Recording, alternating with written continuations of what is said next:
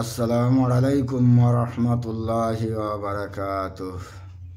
সুপ্রিয় বন্ধুরা, আজকের কোরআনুল কারীমের মধ্যে একটি সূরা বাকারার মধ্যে আয়াতুল কুরসি নামক যে কয়েকটি আয়াত আছে, সেই আয়াতের সম্বন্ধে আলোচনা করব।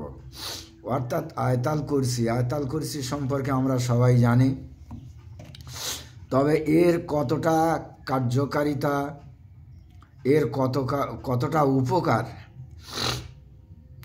হাদিস শরীফের মধ্যে পাওয়া যায়। হযরত আবু হুরায়রা রাদিয়াল্লাহু তাআলা আনহু হইতে বর্ণিত, রাসূল করিম সাল্লাল্লাহু আলাইহি ওয়াসাল্লাম বলেছেন, প্রত্যেক বস্তুর একটি শীর্ষস্থান থাকে।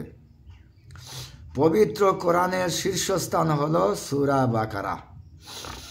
আর এই সূরার এমন একটি আয়াত বিদ্যমান যা পবিত্র কোরআনের সমস্ত আয়াতের মধ্য থেকে শীর্ষস্থানীয়, তা হলো আয়াতুল কুরসি।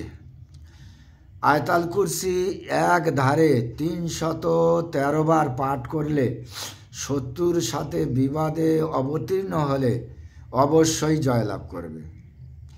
কোনো শত্রুর সঙ্গে চরম বিবাদ শুরু হয়ে গেছে, এক নিয়তে, খালেস নিয়তে একই জায়গায় ৩১৩ বার শত্রুর উপরে উপনীত হওয়ার জন্য, বিজয়ী হওয়ার জন্য এই নিয়ত করে ৩১৩ বার যদি পাঠ করেন, ইনশাআল্লাহ শত্রুর ওপর জয়ী হবেন।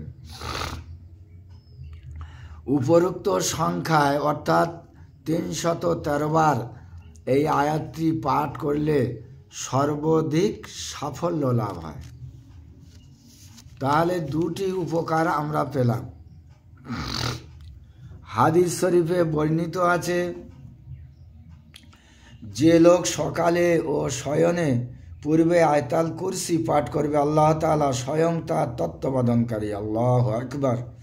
এই আয়াতুল কুরসির এমন একটি ফজিলত যে সকালে এবং শোয়ার আগে এই আয়াতুল কুরসি পাঠ করবে, আল্লাহ তাআলা স্বয়ং তার তত্ত্বাবধানকারী, অর্থাৎ আল্লাহর তত্ত্বাবধানে সে থাকবে। যদি আল্লাহর তত্ত্বাবধানে কেউ থাকে, তার আর কোনো কিছুর প্রয়োজন হয় না। কাজেই সারাদিনের মধ্যে শয়তান তার নিকট ঘেঁষতে পারে না। আবার আয়াতুল কুরসি যদি কেউ পড়ে সকাল, সন্ধ্যা বা শোয়ার পরে, শয়তান তার কাছে আশেপাশে আসতে পারে না। প্রত্যেক নামাজের পর ১৪ বার আয়াতুল কুরসি পাঠ করলে যাবতীয় বালা, মুসিবত ও বিপদ থেকে মুক্তি লাভ করা যায়। তাহলে আমরা এটা পঞ্চম উপকারিতা সম্পর্কে বলছি। প্রত্যেক নামাজের পর ১৪ বার আয়াতুল কুরসি পাঠ করলে যাবতীয় বালা, মুসিবত, বিপদ থেকে মুক্তি লাভ হয় এবং অধিকবার পাঠ করলে তার কবর আযাব মাফ হয়ে যায়।